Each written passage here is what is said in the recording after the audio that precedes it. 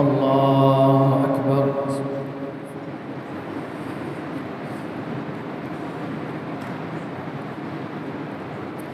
الحمد لله رب العالمين الرحمن الرحيم مالك يوم الدين إياك نعبد وإياك نستعين اهدنا الصراط المستقيم صراط الذين أنعمت عليهم غير المغضوب عليهم ولا الضالين.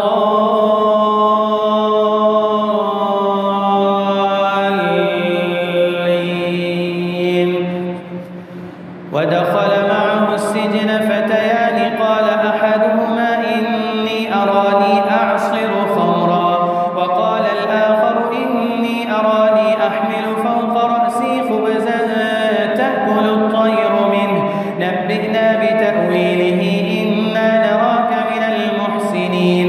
قال لا يأتيكما طعام ترزقانه إلا نبأتكما بتأويله قبل أن يأتيكما ذلكما مما علمني ربي إني تركت ملة قوم لا يؤمنون بالله وهم بالآخرة هم كافرون واتبعت ملة آبائي إبراهيم وإسحاق ويعقوب ما كان لنا أن نشرك بالله